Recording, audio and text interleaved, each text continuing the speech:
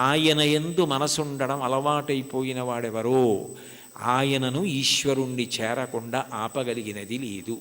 అందుకే దాని విషయంలో ఒక విచిత్రమైనటువంటి మాట చెప్తుంటారు.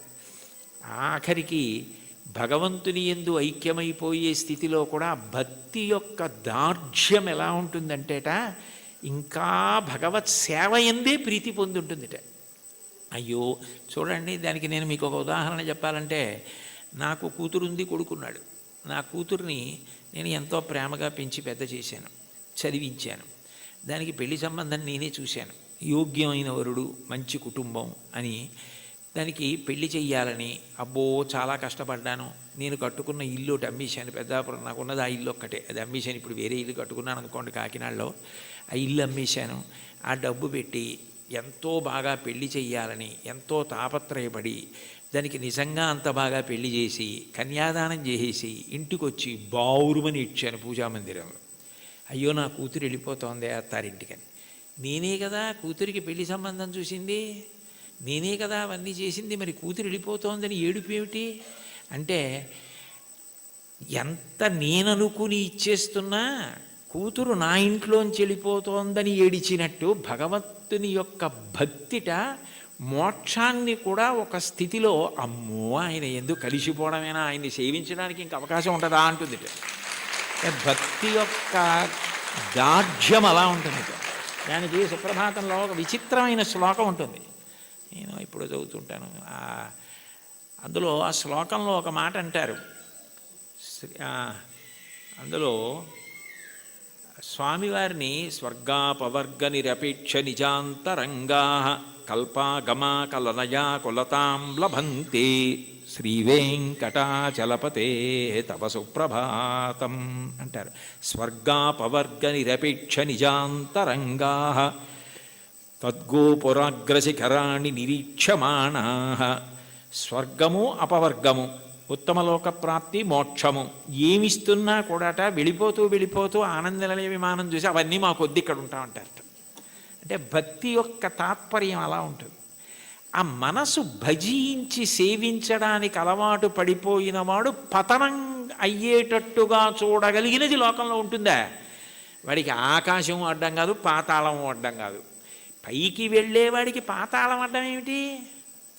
ఎవరికైనా పైకి ఎడుతుంటే ఆకాశం అడ్డం అవ్వాలి, ఇంకోటి అడ్డం అవ్వాలి. పాతాళం అడ్డం ఎలా అవుతుందంటే కింద పడితే పాతాళం అడ్డం అవుతుంది.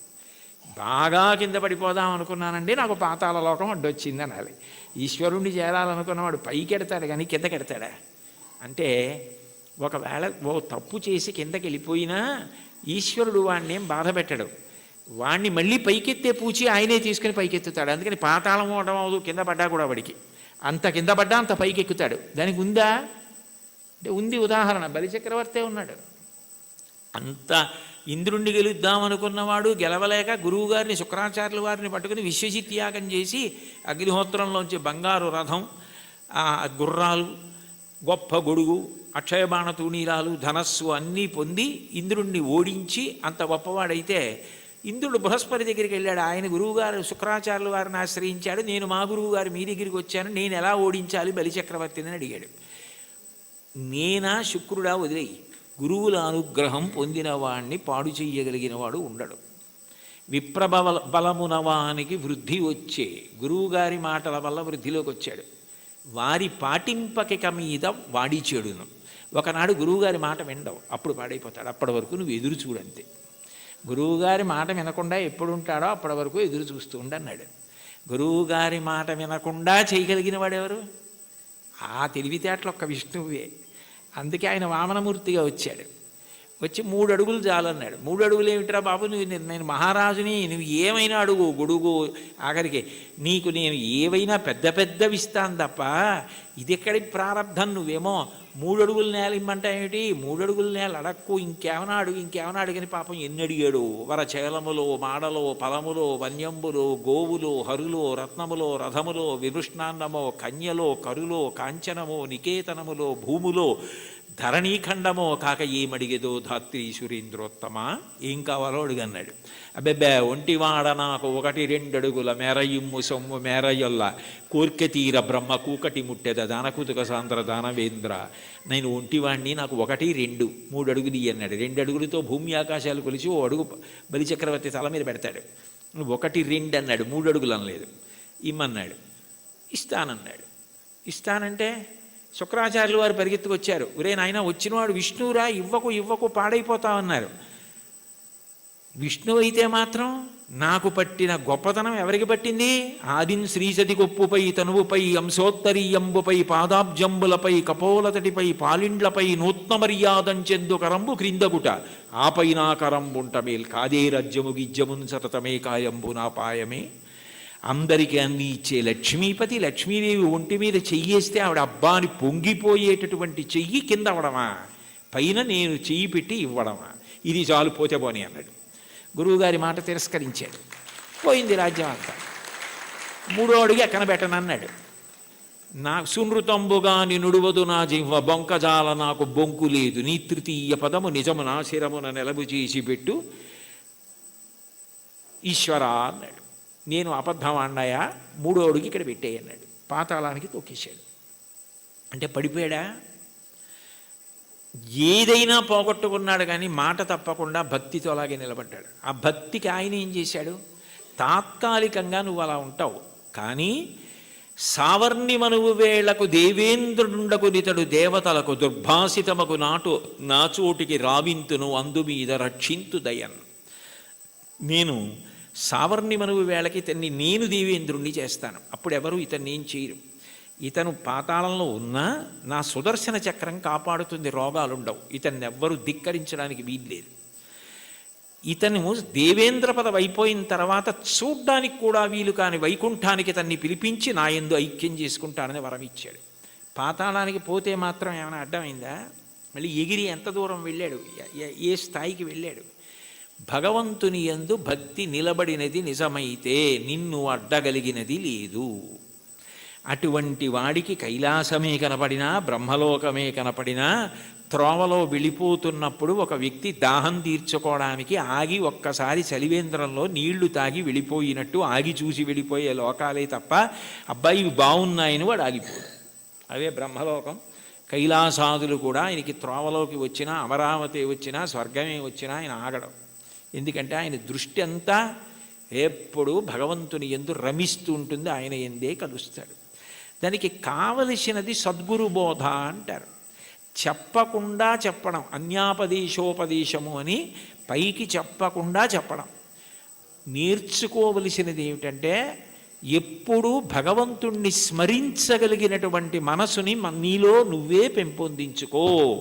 ఉద్ధరేణ ఆత్మనాత్మానం ఆత్మానవసాదయేత్ ఆత్మైవరాత్మనా బంధు ఆత్మైవ రిపురాత్మన. నిన్ను నువ్వు ఉద్ధరించుకోవాలి. నీకు ఆకలిస్తే నువ్వు అన్నం తినాలి, నీకు నిద్ర వస్తే నువ్వు నిద్రపోవాలి. నిన్ను నువ్వు ఉద్ధరించుకోవాలి. నీకు నువ్వే మిత్రుడు, నీకు నువ్వే శత్రువు. నీ మనసు లౌకిక విషయముల యందు మాత్రమే అనురక్తమైతే నిన్ను బాగు చేయగలిగిన వాడు ఎవ్వరూ ఉండడు. నీ మనసు భగవంతుని యందు రమించడం అలవాటైతే నిన్ను ఎవ్వరూ ఉద్ధరించక్కర్లేదు. అది నీ అంత నువ్వుగా ఆ భక్తికి ముహూర్తాలు ఉండవు. వచ్చే ఏకాదశి నుంచి భక్తిగా ఉంటానండి అంటే అది ఏమైనా శంకుస్థాపన, గృహప్రవేశమా? భక్తిగా ఉండడం అన్నది మనసులో భగవంతుని యొక్క చింతన చేత వస్తుంది. ఎంతటి మహోపకారి అన్న భావన అది కలిగితే ఆయన ఆరాధన యందు లౌల్యము కలుగుతుంది. ఎప్పుడెప్పుడు ఆరాధిస్తానా, ఎప్పుడు కాళ్ళు కడుగుతానా, ఎప్పుడు అర్ఘ్యం ఇస్తానా, ఎప్పుడు ఆచమనీయం ఇస్తానా అని మనసు కొట్టుకుపోతుంది. అర్చాలౌల్యా సంతతం చంద్రమౌళే పౌనఃపుణ్యం విష్ణునాంనాంచ పాఠ ఏకం చాసౌ బోధతే దేవతానాం అంటారు మహాస్వామి వారి గురించి. అటువంటి స్థితి కలుగుతుంది. కాబట్టి అటువంటి వాడికి ప్రతిబంధకమేది, ఆపగలిగినది ఇది, అది నేర్చుకో అని చెప్పడం అన్యాపదేశం ఉపదేశం. అంత గొప్ప కీర్తన. పరమ భాగవతోత్తములై భగవంతుడిని చేసిన స్తుతి పాఠాలలో కూడా ఇటువంటివి పద్యాలు శ్లోకాలు కనపడుతుంటాయి.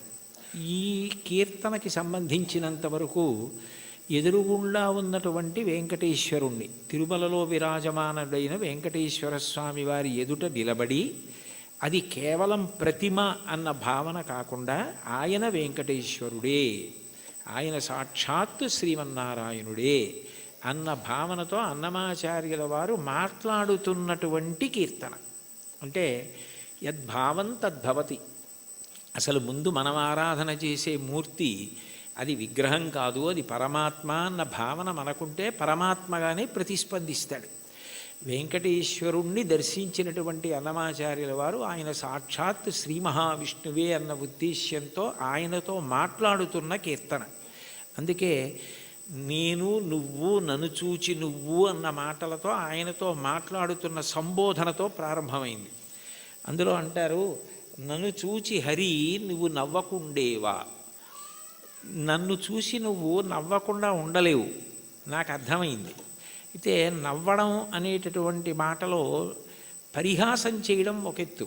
అంటే నువ్వు చేసేది తప్పు, నువ్వు చేసేది సరైన పని కాదు, అయోగ్యమైనది, అనౌచిత్యమైనది అన్నప్పుడు పరిహాసాస్పదంగా ఆయన నవ్వడం వేరు. వెంకటేశ్వరుడి నవ్వు శుచిస్మిత. రామాయణంలో అంటారే, తృణమంతరత కృత్వా ప్రత్యువాచ శుచిస్మిత అంటారు.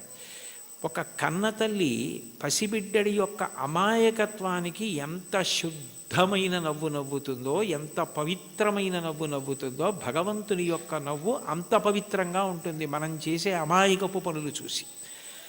తల్లి ఏదో వేడిగా ఉన్నటువంటి పాయస పాత్ర అక్కడ ఉంటే పిల్లవాడు వెళ్ళి నేను తినేస్తానని పాయస పాత్రలో చెయ్యి పెట్టబోతే, నువ్వు తినలేవురా, అది చాలా వేడిగా ఉంది, నేను చల్లారి పెట్టి పెడతానని చెప్పి ఎంతో ప్రేమగా నవ్వు నవ్వి వాడిని దూరంగా పెట్టి ఉప్పుని ఊది చిన్న చిన్న ముద్దలు వాడి నోట్లో ఎంత ప్రేమతో తినిపిస్తుందో అంత ప్రేమతో నవ్వుతాట భగవంతుడు. అందుకని భగవంతుని యొక్క నవ్వు శుచిస్మిత, మందహాసం, చిన్న నవ్వు నవ్వుతాడు అని.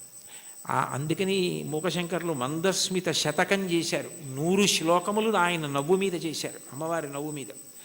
అటువంటి భగవంతుడు దేనికి నవ్వుతున్నాడు అన్నమాచార్యుల వారిని చూసి అంటే, ఆయన నేను ఈ మార్గం పట్టుకున్నాను కాబట్టి నేను తరిస్తాను అని అనుకుంటున్న వాళ్ళని చూసి నవ్వుతాట.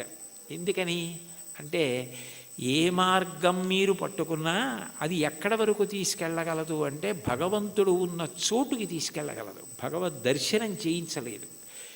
మీకు అదేదో నేను గొప్ప కోసం చెప్పట్లేదు, ఉదాహరణ మీకు బాగా పట్టుకోవడానికి చెప్తున్నాను. మీకు నన్ను చూడాలి అని అనిపించింది అనుకోండి, ఆయన ఎక్కడ ఉంటారండి అని అడుగుతారు. ఏదో పలానా చోట ఉంటారండి అని చెప్పారనుకోండి, మీరు అక్కడికి రాగలరు. కానీ తలుపు తీసి మా అబ్బాయి ఇవాళ ఆయన ఎవరిని చూడాలనుకోవట్లేదండి, ఆయన ఏదో చదువుకుంటున్నారు, నేను ఎవరిని చూడనని చెప్పారు అన్నారనుకోండి, మీరు చూడగలరా నన్ను? సాధ్యం కాదు. కానీ ఎవర్రా అని నేను అడిగాను అనుకోండి, వాడు వచ్చి నాకు ఏదో చెప్పాడు అనుకోండి, సరే ఉండు 5 నిమిషాలు చూసి వస్తాను అని నేను వచ్చాను అనుకోండి, నేను మిమ్మల్ని చూడాలని వస్తే మీరు నన్ను చూడగలరు తప్ప, మీరు చూడాలని వస్తే నా చేత మీరు చూడబడలేరు, మీరు నన్ను చూడలేరు. మీరు నన్ను చూడడం మీ చేతిలో లేదు, నా చేతిలో ఉంది. ఇంత చిన్న విషయమే అలా ఉంటే భగవద్ దర్శనం, భగవద్ అనుభవం మనం పట్టుకున్న మార్గం వల్ల ఫలితంగా వస్తుంది. అదేనా కర్మ అయితే ఈ కర్మ చేస్తే ఈ ఫలితం వస్తుంది అని చెప్పచ్చు. అబ్బాయి నువ్వు ఈ పొలాన్ని దున్నవయ్యా, విత్తనాలు వెయ్యి, ఇలా నీరు పెట్టు, మొక్కలు వస్తాయి అని చెప్పచ్చు. భగవన్మార్గంలో నువ్వు ఈ మార్గాన్ని పట్టుకుంటే నీకు తప్పకుండా భగవద్ దర్శనం అయిపోతుంది, మోక్షం పొందగలవు అనుకుంటే అందులో ఎప్పుడూ 2 అంగుళాలు తక్కువ వస్తుంది. నేను చేస్తున్నాను కర్తృత్వం, దాని చేత ఈ ఫలితం వస్తుంది ఒక ఆశ. ఈ 2 మనసులో ఉండి పాటించిన ఏ పద్ధతి కూడా భగవంతుణ్ణి పూర్తిగా చేరనివ్వదు. అదే భాగవతంలో ఉలూకల బంధనం. యశోద ఎంత ప్రయత్నించి కృష్ణుడి బొజ్జ కట్టేద్దామని తజ్జనని లోగిటంగల రజ్జు పరంపరల తేవంగా ఆ బొజ్జ తిరిగి రాదయ్యే జగజ్జాలములున్న బొజ్జ కట్టందరమే. ఇన్ని తాళ్ళొచ్చి ముళ్ళేసి చుట్టూ తిప్పినా 2 అంగుళాలు తక్కువ వస్తూనే ఉంది. ఏమిటి 2 అంగుళాలే తక్కువ వస్తుంది, ఇన్ని తాళ్ళు ముడేసి పొట్ట చుట్టూ తిప్పినా పొట్టకి తక్కువ అవ్వకూడదు కదా, ఎన్ని తాళ్ళు కలిపి ముడేసినా 2 అంగుళాలే తక్కువ అన్న ఆలోచన ఆవిడికి రాలేదు. ఆవిడ మరిచిపోయింది. ఆవిడ ఇందులో నిమగ్నమైపోయిందంటే ఆయన కడదామనుకుందంతే. అప్పుడు ఆయన కట్టబడ్డాడు. మీరు జాగ్రత్తగా తెలుసుకోవాలి, ఆవిడ కట్టలేదు. అందుకే వడల చెమటలగయ నొత్తరీయముజార తురుముకున్న విరులు జారిరాల కట్టరాని తనను కట్టెదనని చింత కట్టుకున్న తల్లి కరుణ చూచి. చిక్కడు సిరికౌగిటిలో చిక్కడు సనకాది యోగి చిత్తాబ్జములన్ చిక్కడు శృతిలతి కావళి చిక్కెనతడు లీల తల్లి చేతన్ రోలన్. ఆయన వేదమంత్రాలకి దొరకడు, ఆయన లక్ష్మీదేవి కౌగిటికి దొరకడు, ఆయన సనకసనందనాథుల మనస్సులో ఎందు దొరకడు. కానీ ఆయన దొరికిపోయాడు యశోదకి.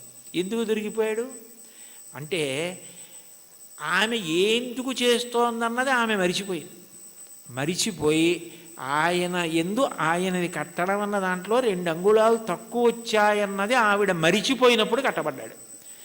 నేను ఇది చేస్తున్నాను, ఈ మార్గం పట్టుకున్నాను, దీనివలన ఇది కలుగుతుందని నువ్వు మరిచిపోయి ఆనందంతో అది చేసినప్పుడు ఆయన నీ చేత బంధింపబడతాడు. అదే మహాభారతంలో సహదేవుడు కట్టడం, అదే భాగవతంలో యశోద కట్టడం.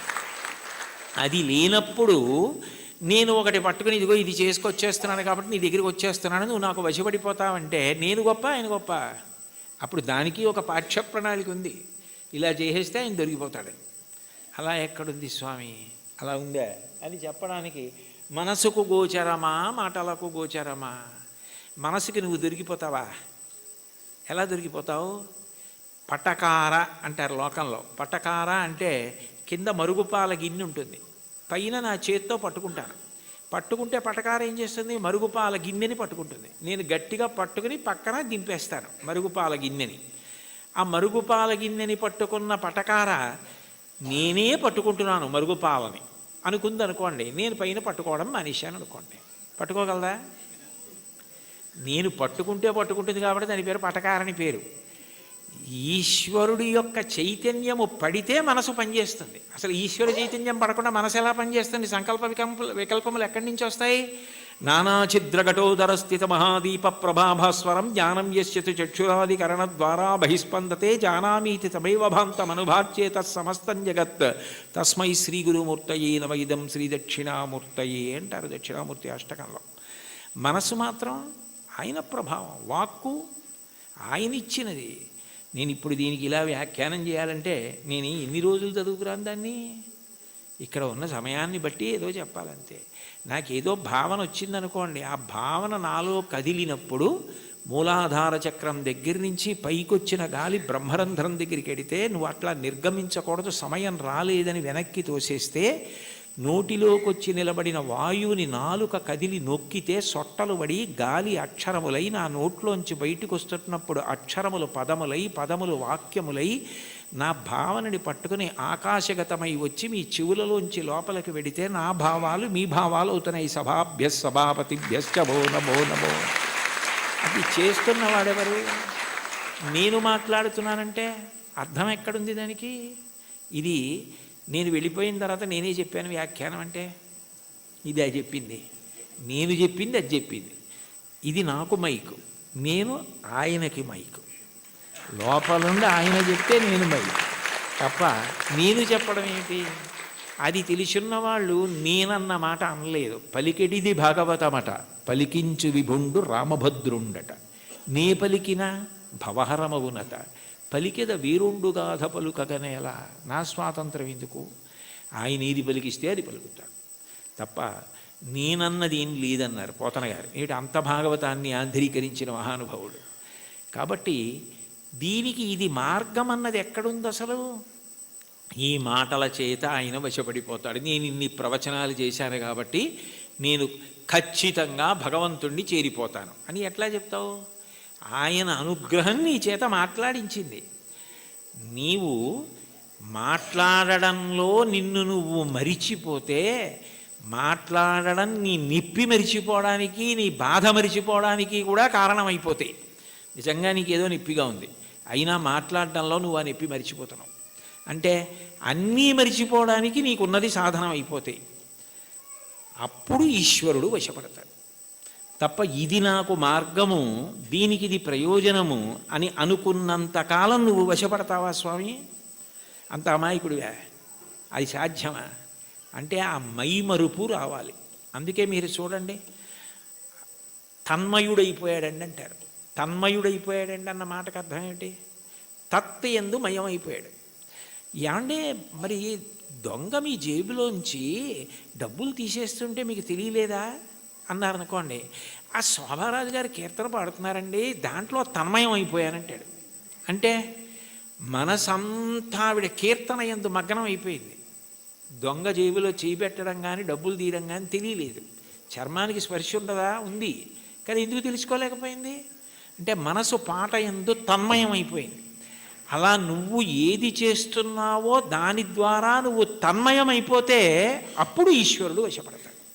తప్ప ఇది నేను ఇంత బాగా చేస్తున్నానని నువ్వు నీకు పొగుడుకోవడం అలవాటైపోతే, ఇది నేనే చేస్తున్నాను అనుకుంటే నువ్వు బాగా చేసుకుంటున్నావు కదరా, చేసుకో అంటాడు.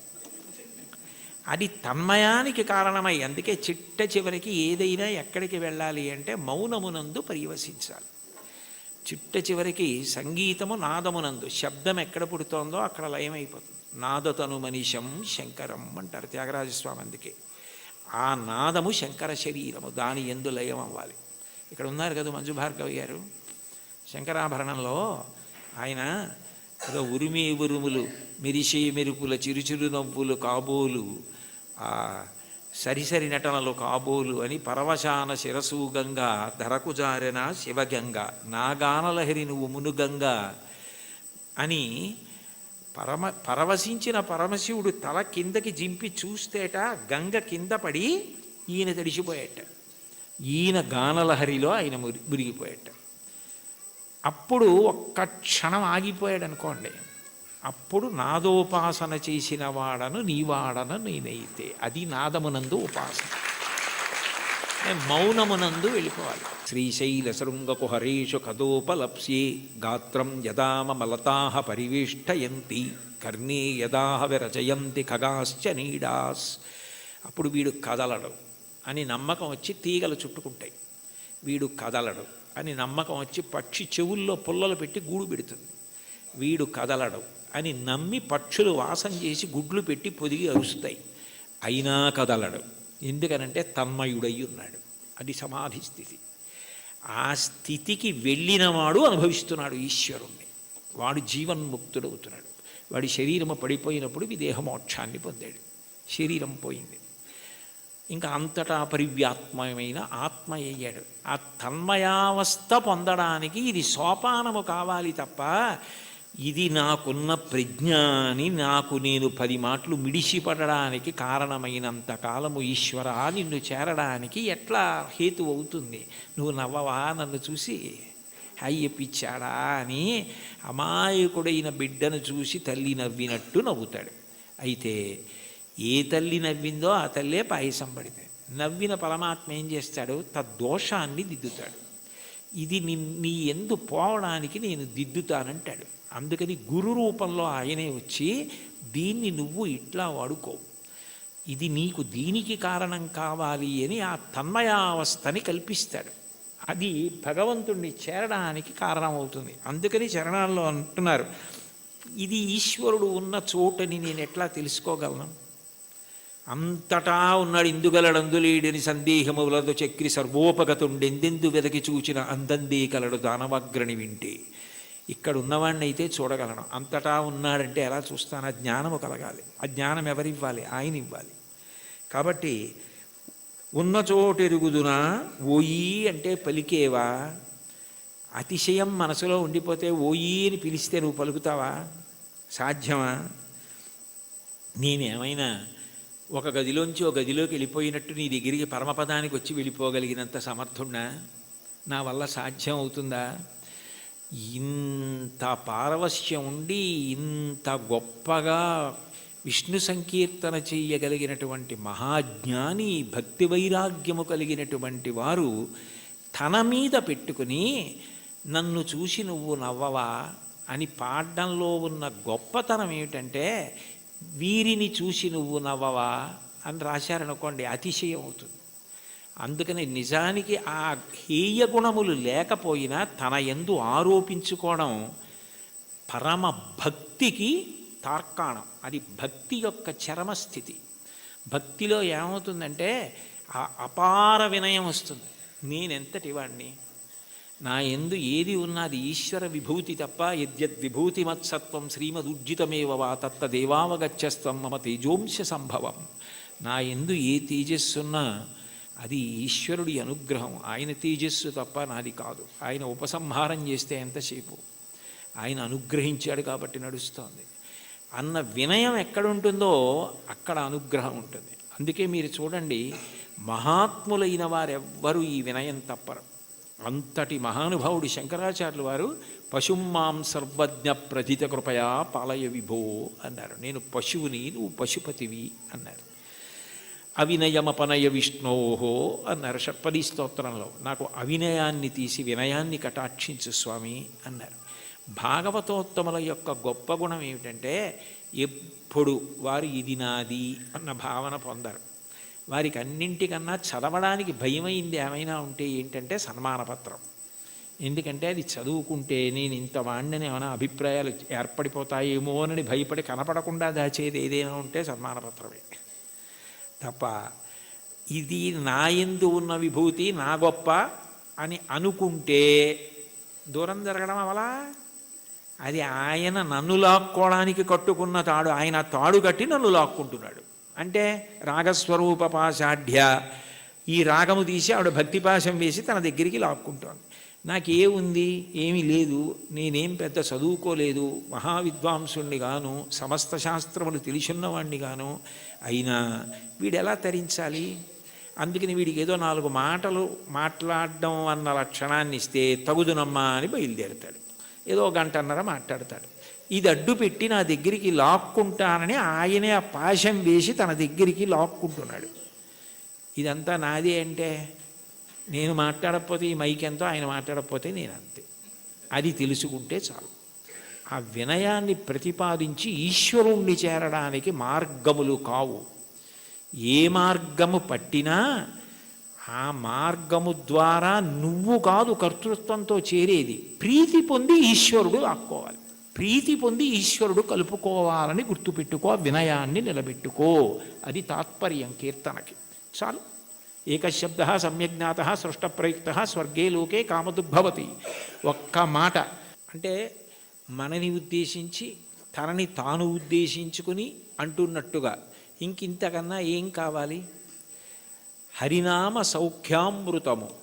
అన్నిటికన్నా తేలిక మార్గం ఏమిటంటే భగవంతుని యొక్క నామాన్ని పలకడం. నామము ఏం చేస్తుంది అంటే నామిని తీసుకొస్తుంది. ఇప్పుడు నేను ఇక్కడ కూర్చుని అకస్మాత్తుగా మాట్లాడుతూ శోభారాజు గారు అన్నాను అనుకోండి, ఆవిడ నా వంక తిరుగుతారు. ఎందుకని? నామము నామిని ప్రతిస్పందించేటట్టు చేస్తుంది. భగవంతుని నామము ఒకటే ఉండాలి కదా. ఇప్పుడు నాకు కోటేశ్వరరావు అని పేరు అంతే, కానీ నాకు సహస్రనామాలు ఉండవు కదా. మరి ఈశ్వరుడికి ఎందుకు అన్ని నామాలు? అంటే నామములు బాలసారి చేసి పెట్టిన పేర్లు కావు, నామములు గౌణములు. నిర్గుణుడైన భగవంతుడు ఒక్కొక్క గుణాన్ని ఆవిష్కరించినప్పుడు ఒక్కొక్క నామము కింద మారుతుంది. ఉదాహరణకి స్థాణుహు అన్నాను అనుకోండి. స్థాణుహు అంటే సాధారణంగా మనం ఏమంటాం, కదలకుండా ఎవరైనా నించున్నారనుకోండి, నువ్వేమైనా స్థాణువా కదలవి అంటావు. భగవంతుడికి స్థాణువు అని పేరు ఎందుకు వచ్చిందంటే ఇంకా ఆయన అంతటా వ్యాప్తి చెంది ఉన్నాడు, ఇక ఆయన కదలడానికి చోటేది. అందుకని స్థాణుహు. ఒక్కొక్క గుణము వలన ఒక్కొక్క నామం వస్తుంది. మీరు ఏదో ఒక్క నామాన్ని ప్రీతితో పట్టుకున్నారనుకోండి, ఆ నామం పలకడం అలవాటు అయిపోయింది అనుకోండి, కష్టం రానివ్వండి, సుఖం రానివ్వండి, ఏమవనివ్వండి, ఆ నామం పలకడం అలవాటైతే కలియుగంలో దానికి ఒక సౌలభ్యం ఉంది. కలియుగంలో అన్నిటికన్నా తేలిక ఏమిటంటే భగవన్నామం పలకడం. భగవన్నామం పలకడానికి ఎవరు బాగా అలవాటు పడిపోతారో వాళ్ళు ఆ నామిని దగ్గరికి తెచ్చుకోగలుగుతారు. ఆయనే వాళ్ళకి సమీపానికి వస్తాడు. వచ్చి వాళ్ళు తరించడానికి కారణం ఆయనే చూపిస్తాడు. అందుకే కలవు నామ సంకీర్తన.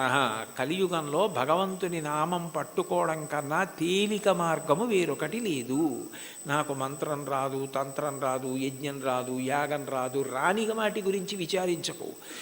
ఏదో ఒక నామం పలకగలవు కదా, శివ అనగలవు, రామ అనగలవు, ఆ నామం పట్టుకో చాలు. అది ఒక్కటి పట్టుకుంటే అది 2 ప్రయోజనములు చేరుస్తుంది. ఒకటి, నువ్వు చేసిన పాపములు ఏవి నిన్ను ఈశ్వరుణ్ణి చేరకుండా ప్రతిబంధకంగా నిలబడతాయనుకుంటున్నావో వాటిని తీసేస్తుంది. 2, ఎవరిని నువ్వు చేరాలనుకుంటున్నావో వాణ్ణి నువ్వు ప్రయత్నపూర్వకంగా చేరడం కాదు, వాడొచ్చి నీ దగ్గర నిలబడి వాడు నిన్ను పొందేటట్టు చేస్తుంది. ఎంత తేలికైంది. నామస్మరణ ధన్యోపాయం నహి పశ్యామో భవతరణే. కలియుగంలో ఇంకా నామస్మరణ కన్నా భవతరణానికి, సంసార సముద్రమును దాటడానికి మార్గము లేదు. భాగవతంలో అంటారు, నామము ఎంత తేలిక అంటే బిడ్డ పేరు పెట్టి పిలిచిననైన విశ్రామ కేళినైన మిగుల గేలినైన పద్య గజ్జ గీత భావార్థములనైన కమలనయను తలుప కలుషహరము. మీరు బిడ్డకి పేరు పెట్టుకుని చక్రి అని పేరు పెట్టుకున్నారు, శౌరి అని పేరు పెట్టుకున్నారు. శౌరి శౌరి శౌరి శౌరి అని పేరు అదే పనిగా బిడ్డ పేరు పెట్టి పిలిచినా అది భగవంతుణ్ణి పిలిచినట్టే ఆయన లెక్కలోకి తీసుకుంటాడు. అందుకే కదా అజామీలుడు మోక్షాన్ని పొందాడు. కాబట్టి బిడ్డ పేరు పెట్టి పిలిచిననైన విశ్రామ కేళినైన, ఆడుకుంటూ భగవంతుడి పేర్లు కొన్ని అవతల వాళ్ళు పెట్టుకుని యువతల వాళ్ళు పెట్టుకుని ఆడుకుంటూ పిలుచుకున్నా సరే భగవంతుడు దాన్ని తన నామం ఉచ్చరించడంగానే స్వీకరిస్తాడు. విశ్రామ కేళినైన పద్య గజ్జ గీత భావార్థములనైన, ఓ పద్యం ద్వారానో గీతం ద్వారానో అర్థం ద్వారానో మీరు హరినామం, భగవన్నామం, శివనామం, ఏదో భగవన్నామాన్ని పట్టుకున్నారనుకోండి, ఆ నామము చాలు తరింపజేసేస్తుంది. అది మిమ్మల్ని గట్టెక్కించేస్తుంది. అందుకే అంతకన్నా గొప్పది లేదు, అంతకన్నా మీకున్న ప్రతిబంధకాల్ని తీసేసేది లేదు. ఏది ఈశ్వరుణ్ణి చేరడానికి అడ్డో దాన్ని ఆ నామం తీస్తుంది. అందుకంటారు పోతన గారు భాగవతంలో, బ్రహ్మహత్యానేక పాపాటవులకగ్ని కీలలు హరినామ కీర్తనములు, మధుపాన కిల్బిష మదనాగ సమితికి కేసరుల్ హరినామ కీర్తనములు, తపనీయ శౌర్య తమసంబునకు సూర్య కిరణముల్ హరినామ కీర్తనములు, గురుతల్ప కల్మష క్రూర సర్పములకు గేకులు హరినామ కీర్తనములు, మహిత యోగోగ్ర నిత్య సమాధి విధుల అరలు, బ్రహ్మాదిసురులకు అందరాని భూరి నిర్వాణ సామ్రాజ్య భోగ భాగ్య ఖేళనంబులు హరినామ కీర్తనములు. భగవంతుణ్ణి నామాన్ని కీర్తిస్తే బ్రహ్మహత్యాపాతకం, బంగారం దొంగిలించడం, గురువుగారి భార్య పడుకున్న శయ్య మీద పడుకున్న మహాపాతకం, అట్లాగే మధుపానం, మద్యపానం చేసినటువంటి దోషం, ఇన్ని పాపములను హరినామము కాల్చేస్తోంది. కాల్చేసిన కారణము చేత నిత్యశుద్ధుడయ్యాడు. యజ్ఞం చెయ్యాలి, యాగం చేయాలి, పూజ చేయాలి, మంత్రం చేయాలి, జపం చేయాలి, ధ్యానం చేయాలంటే దానికి ఒక ప్రత్యేకమైనటువంటి స్థితి అవసరం. భగవన్నామం పలకడానికి ఏమీ అక్కర్లేదు. కూలిన చోట, కొట్టబడి కుందిన చోట, మహాజ్వరాదులను ప్రీలిన చోట, సర్పముఖ పీడలు పొందిన చోట, ఆర్తులై తూలిన చోట, విష్ణు భవదూరిని పేర్కొని రేని అక్కాలుని యాతనా వితతి పోనరు కానరు దుఃఖభావములు.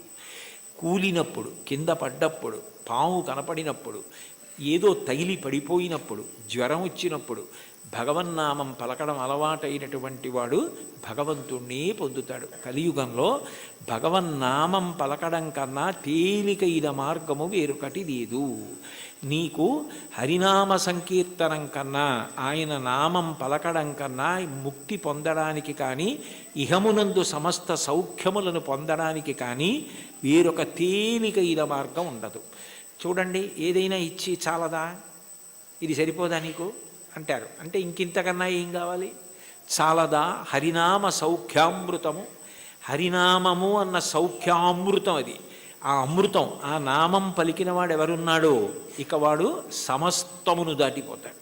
అందుకే బ్రతికియున్నన్నాళ్ళు నీ భజన తప్పను కాని మరణకాలమునందు మరతునేమో, ఆ వేళ యమదూతల ఆగ్రహంబున వచ్చి ప్రాణముల్ పెకలించి పట్టునప్పుడు కప వాత పైత్యముల్ కప్పగా శ్రమచేత కంపముద్భవమంది కష్టపడుచు నారాయణాయంచుని నా జిహ్వతో నిన్ను పిలుతునో శ్రమచేత పిలువలేను, నాటికిపుడి నీ నామస్మరణ చేతు చివునిడవయ్య భూషణ వికాస శ్రీధర్మపుర నివాస దుష్ట సంహార నరసింహ దురిత దూర అంటారు. నామం పలికితే భగవంతుడు అంత ప్రీతి పొందుతాడు. కలియుగంలో నామం చెప్పడం ఇల్లు తుడుచుకోవడం లాంటిది. దుమ్ము పడ్డా పడకపోయినా 2 పూట్ల ఇల్లు ఎలా తుడుచుకుంటారో అట్లా రోజు కాసేపు భగవన్నామం చెప్పడం అలవాటైతే వాడు తరించడానికి అది మార్గం అవుతుంది. అందుకే కంచి కామకోటి పీఠాధిపత్యం వహించిన మహాపురుషులు అపర శివావతారులు నడిచే దేవుడిని పేర్గాంచిన 68వ పీఠాధిపతులు శ్రీ శ్రీ శ్రీ చంద్రశేఖరేంద్ర సరస్వతి మహాస్వామి వారు పెద్ద పెద్ద సభలలో వేల జనం మేము డబ్బిస్తాం, పళ్ళిస్తాం, బట్టలు ఇస్తామంటే అవేమీ వద్దు, ఈ పేద సన్యాసి మీ నుంచి కోరుకున్నది మీరు ఇవ్వగలిగినది అడుగుతాడు, అందరూ ఇవ్వగలరు, ఇస్తారా అని అడిగేవారు. ఒక రోజులో 2 నిమిషాల సమయం నాకు ఇచ్చేయండి, ఆ సమయం మీది కాదు కాబట్టి ఆ 2 నిమిషాలు భగవన్నామని చెప్పండి చాలదేవారు. అంటే భగవన్నామం అంత గొప్పది. భగవన్నామం క్రమంగా జ్ఞానం వైపుకి తీసుకెడుతుంది. మీరు రోజు నామాలు చెప్పుకోవడం అలవాటైందనుకోండి, లలితా సహస్రం రోజు చదువుతుంటే కొన్నాళ్ళు పోయాక ఎందుకు అమ్మవారి నామాల్లో రాగస్వరూప పాషాఢ్య క్రోధాకార అంకుశోజ్వల మనోరూపేక్షుకోదండ పంచతన్మాత్రసాయక ఏమిటి ఆ నామాలకు అర్థం అని తెలుసుకోవాలనిపిస్తుంది. ఆ నామాలకు అర్థం తెలిస్తే తత్వం తెలుస్తుంది, తత్వం తెలిస్తే పరవశం కలుగుతుంది, పరవశం కలిగితే మీరు మిగిలినది మర్చిపోతారు. అక్కడ ఈశ్వరుని యొక్క అనుగ్రహం. దానికి నేను ఒక ఉదాహరణ చెప్పాలి అంటే, మీకు లలితా సహస్రం అర్థం బాగా తెలిసిందనుకోండి, మీరు చదువుతున్నారు లలితా సహస్రం, నవచంపక పుష్పాభనాసాదండ విరాజిత అనో, లేకపోతే ఏదో అమ్మవారి యొక్క కబరీబంధంలో తిరుగుకునేటటువంటి పువ్వులు ఉంటాయి కదా, ఆ పూల దండ గురించో ఏదో మీకు ఆ నామం వచ్చింది. వచ్చేటప్పటికి చంపకాశోక పున్నాక సౌగంధిక లసత్కచ అని నామం వచ్చింది. మీకు అమ్మవారి నల్లటి కబరీబంధం, దాని మధ్యలో ఉన్న చూడామణి, తలకి అటు ఇటు పెట్టుకున్న సూర్యచంద్రులు, పాపటలో పెట్టుకున్న కుంకం, ఆవిడ ఇలా పెట్టుకున్నటువంటి ఆ చూడామణితో కూరుకున్నటువంటి ఆభరణ విశేషం, అమ్మవారి కబరీబంధంలో పెట్టబడినటువంటి సింహాచల సంపంగి పూల దండ, అశోక పుష్పాల దండ, ఇవన్నీ కనపడి ఆ కబరీబంధం వంక మనసు నిలబడిందనుకోండి, మీకు తెలియకుండా మీరు ఏం చేస్తారంటే తర్వాత నామని చెప్పలేరు. చంపకాశోక పున్నాగ సౌగంధిక లసత్కచ, చంపకాశోక పున్నాగ సౌగంధిక లసత్కచ, చంపకాశోక పున్నాగ సౌగంధిక లసత్కచ అంటుంటారంటే మీ మనసంతా కూడా అమ్మవారి కబరీబంధమునందు లయమైపోయింది. ఆ కొప్పు ముడిని చూస్తూ అప్పుడు భార్య ఎవరో అటువైపు వచ్చి, ఏమిటి ఈయన ఇవాళ లలితా సహస్రం ఇదే నామని చెప్తున్నారు, మరిచిపోయారా ఏమిటా అని, కురివిందమణి శ్రేణి కనత్కోటి ఇరమండిత అందనుకోండి, పాడు చేసేసావేనా ధ్యానం అంటే. అంటే అక్కడ మనసు లయమైంది, ఇంకా మిగిలినవి ఏవి గుర్తు రావట్లేదు. అమ్మవారి కబరీబంధ దర్శనం చేస్తున్నాడు. నామాల యొక్క అర్థం తెలిసిందనుకోండి, అదే భగవత్తత్వం. ఆ భగవత్తత్వం తెలిసిందనుకోండి పరవశం, పరవశమే మీ యొక్క ధ్యాన స్థితికి కారణం. అప్పుడు ఏమవుతుందంటే మీకు ఏది చూస్తున్నా నామవైభవము, ఆ ఈశ్వర తత్వం మీ యందు ప్రకాశిస్తూ మీకు గొప్ప ఆనందాన్ని ఇస్తాయి. చాలదా హరినామ సౌఖ్యామృతము, అది మీకు ఏమి ఇవ్వలేదు కనుక మీకు ఏదైనా ఇస్తుంది. ఇది ఒకటి హరినామమింతైన చాలదా చెదరకి జన్మముల చెరలు విడిపింప. ఇన్ని జన్మాలు ఒకటా రెండా, నానానేక పయూధముల్ వనములోనన్ పెద్ద కాలంబు సన్మానింపం దశలక్ష కోటి కరణీనాథుండనయ్యుండి మద్దానంభ పరిపుష్ట చందన లతాంత ఛాయలందుండలేక నీరాశ ఇతేల వచ్చిది భయం బిట్లో కది ఈశ్వర అంటాడు గజేంద్రుడు. 10 లక్షల కోట్ల భార్యలు నాకన్నాడు. అంటే నిజంగా అప్పుడే ఎన్ని జన్మలిత్తానో, ఎంతమంది భార్యలో, ఎంతమంది పిల్లలో, పునరపి జననం పునరపి మరణం పునరపి జననీ జఠరే చైనం జిహ సంసారే బహుదుస్తారే కృపయాపారే పాహిమురారే. ఆ జన్మ పరంపర నుంచి విడిపించడానికి ఒక్క నామం చాలదా? చాలదా హరినామ సంకీర్తనము మదినొకటి హరినామమింతైన చాలదా 10,000 నరక కోపముల వెడలింప. 10,000 నరక కోపముల యందు పడవలసిన పాపాలు తీసేయడానికి ఒక్క నామ సంకీర్తనం చాలు. ఎంత పెద్ద దూది పర్వతమైనా కాలిపోవడానికి ఒక్క నిప్పు రవ్వ చాలు, ఒక్క నామం చాలు, ఎంత సంచితమైన దగ్ధమైపోతోంది. కలదొకటి హరినామ కనకాద్రి చాలదారి బంగారు కొండ, తొలగుమని దారిద్ర్య దోషంబు చెరచ. లేదన్న బాధ పాపము వలన వస్తే పాపమును తొలగించడానికి ఆ నామం చాలు. తెలివొకటి హరినామ దీపమది చాలదా కలుషంపు కఠిన చీకటి పారద్రోల. కఠినమైన అజ్ఞానమనే చీకటిని పారద్రోలడానికి భగవన్నామం అన్న దీపం చాలు. అయితే చివర పెద్ద ముడేశారు. భగవన్నామమునందు అనురక్తి దేనికి కలుగుతుంది అంటే భాగవతులతో కలిసి తిరిగితే వస్తుంది. వాళ్ళు ఎప్పుడూ భగవన్నామని చెప్పుకున్నంత పరవశించిపోతాడే, ఆయనతో ఉంటే ఎప్పుడు ఆ భగవత్కథలు భగవద్వైభవం అలా తలుచుకు మురిసిపోతూ ఉంటాడని మనకి కూడా అబ్బుతుంది. అందుకని కావలసింది ఏమిటంటే సత్సంగం, సత్పురుషుల సహవాసం. వాళ్ళని మనం గుర్తుపడతాం, కానీ వాళ్ళు మనని గుర్తుపెట్టి పేరు పెట్టి పిలిస్తే అంతకన్నా గొప్పతనం లేదు. అంటే సత్పురుష సహవాసం అంత గొప్ప సుమా. కాబట్టి సొగసి ఈ విభుని దాసుల కరుణ చాలదా. సత్పురుష సహవాసము చేత నామమునందు తాదాత్మ్యత కలుగుతుంది. ఇది నాకు కావాలి. ఆ నామమును పట్టుకోండి చాలు. అంటే చాలా తేలిక మార్గాన్ని ఇందులో ఉపదేశం చేసి, అబ్బాయి చాలా చిన్నది ఇచ్చాను అనుకుంటున్నావా, ఇది చాలదా, ఇంకింతకన్నా ఏమిటో, ఇంకింతకన్నా ఏం లేదు. ఎంత బాగా మాట్లాడారో, ఎంత అనునయంగా మాట్లాడారో, చాలదా. అన్నమాచార్యుల వారి వంటి వాగ్గేయకారులు ఈశ్వర కటాక్షం చేత పొందిన విద్య, వారికి తెలియని సంప్రదాయం, వారికి తెలియని పురాణ సంబంధమైన విషయాలు, వారికి తెలియని ఆరాధన రహస్యాలు ఉండే అవకాశం ఉండదు. అందుకే వారు ఏ ప్రధాన భావనతో ఒక కీర్తనని రచన చేయడం ప్రారంభం చేశారో దానికి సంబంధించిన విషయాన్ని సమగ్రంగా కీర్తనలో ప్రతిపాదించగలుగుతారు. మీరు ఈ కీర్తనని పరిశీలిస్తే ఆయన కొండలలో నెలకొన్న కోనేటి రాయడువాడు అని ప్రారంభం చేశారు. శ్రీవేంకటేశ్వరుడు కొండలలో నెలకొన్నాడు, 7 కొండలలో ఉన్నాడు అన్న విషయం అందరికీ తెలుసున్న విషయం. అయితే యథార్థానికి భగవంతుడు కొండ మీద ఉండడానికి ప్రధాన కారణం ఏమిటంటే, కొండ మీద ఉన్న దేవుణ్ణి తెలుసుకోవాలంటే కొండ ఎక్కాలి. 84 లక్షల జీవరాశులలో చాలా జీవరాశులు భూమికి అడ్డంగా వెన్నుపాం ఉండేటట్టు పుట్టి అడ్డంగానే వెన్నుపాం పెరిగేటట్టుగా బ్రతుకుతాయి. మనిషి ఒక్కడు భూమికి అడ్డంగా పుట్టి నిలువుగా పెరుగుతాడు. అంటే మనిషి ఒక్కడే ఊర్ధ్వముఖ చలనం చేసి భగవంతుణ్ణి తెలుసుకోగలడు. కొండలలో నెలకొన్నవాడు అన్న మాటకు అర్థం ఏమిటంటే, నువ్వు ఊర్ధ్వముఖ చలనం చేస్తే తెలుసుకోవడానికి అవకాశం ఇచ్చేటటువంటి వాడు.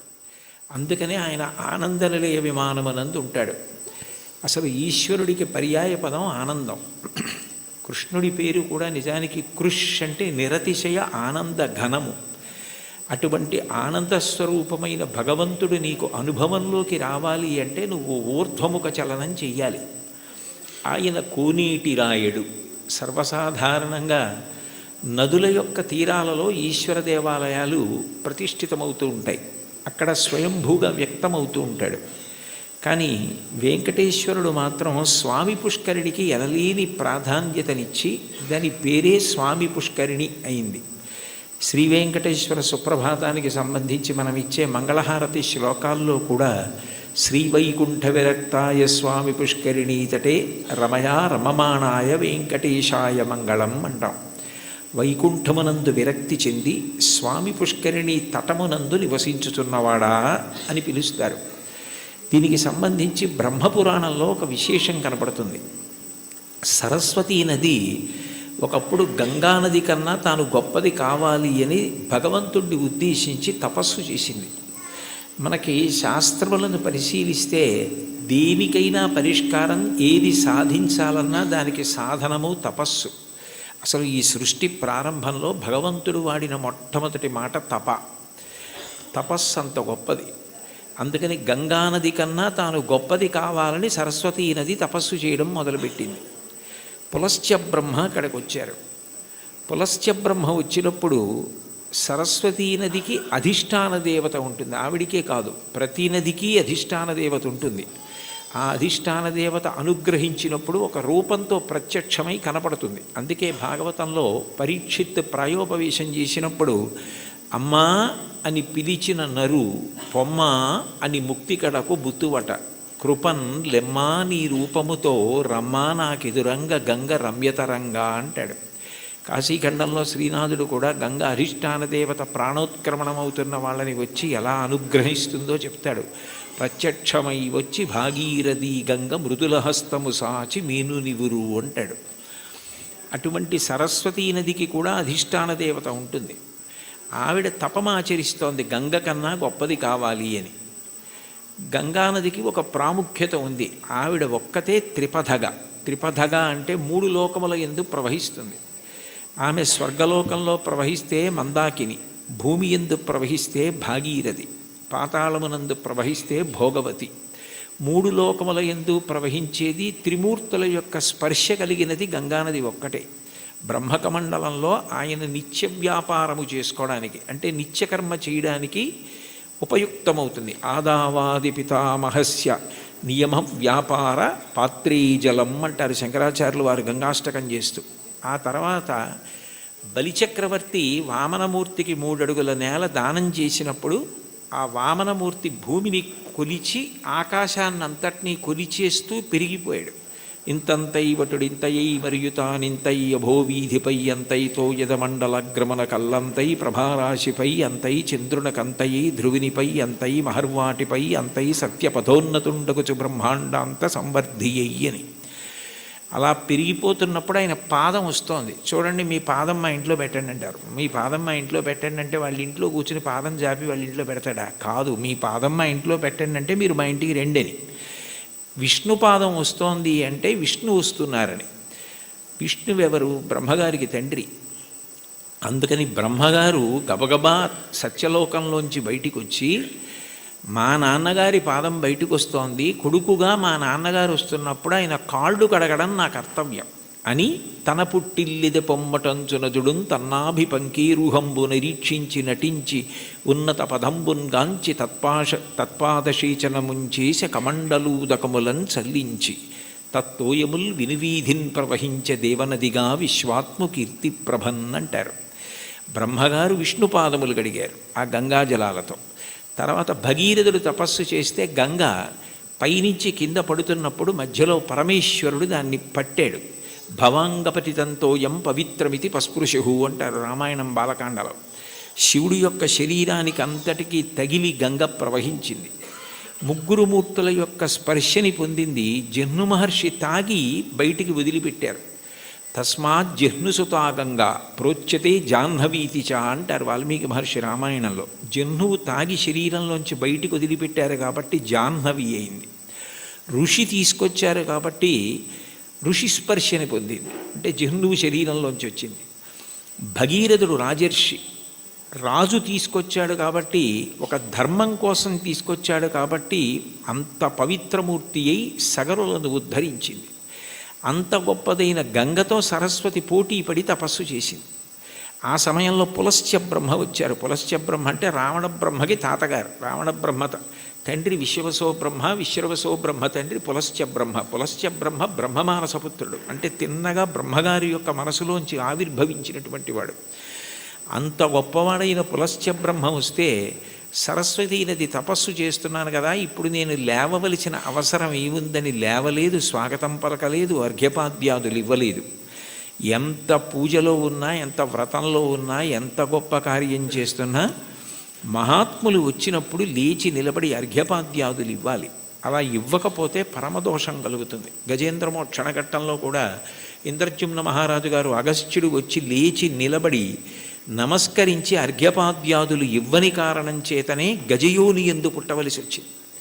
ఒకనాడాంధ్రుపుడచ్యుతున్ మనములోనుహించుతున్ మౌనియై అకలంక స్థితియున్నచో కలచజుండచూటికిన్ వచ్చి లేవక పూజింపకయున్న మౌనికని నవ్యక్రోధుడై మూఢాలుబ్ధకిరీంద్రోత్తమ యోని పుట్టుమని శాపం విచ్చ భూవల్లభ అంటారు భాగవతం 8వ స్కంధంలో. మహాత్ములు వచ్చినప్పుడు వెంటనే లేచి నిలబడి నమస్కరించి అర్ఘ్యపాద్యాదులు ఇవ్వాలి.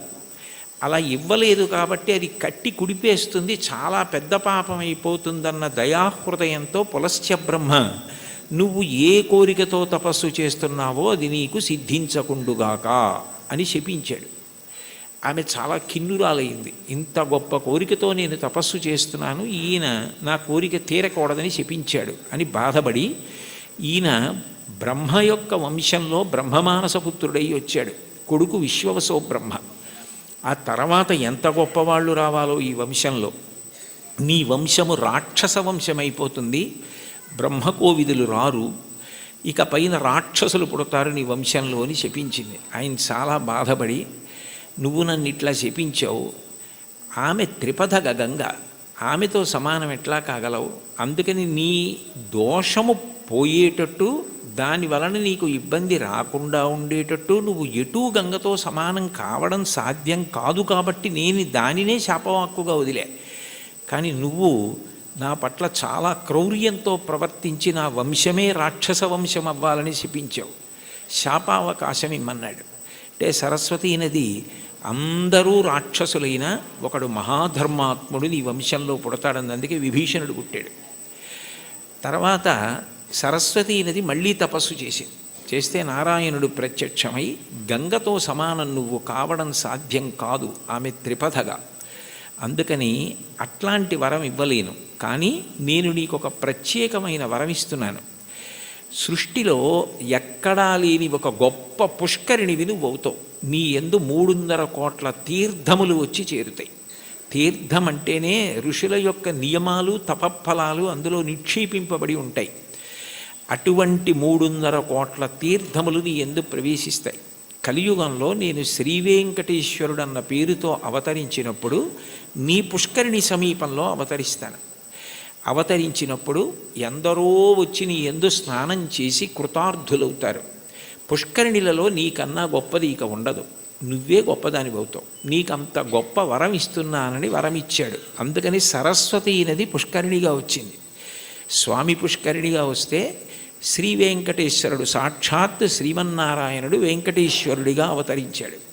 కొండలలో నెలకొన్న కోనేటి రాయడు వాడు అంటే ఎప్పుడో తానిచ్చిన వరాన్ని నిజం చేయడానికి సరస్వతీ నదిని పుష్కరిణి చేసి ఆ పుష్కరిణి ఒడ్డున వెలిసినటువంటి దయామూర్తి. అందుకే స్వామి పుష్కరిణీ స్నానం సద్గురోహో పాదసేవనం ఏకాదశి వ్రతం చాపి త్రయం అత్యంత దుర్లభం అంటారు. స్వామి పుష్కరిణి స్నానం అంత గొప్పది.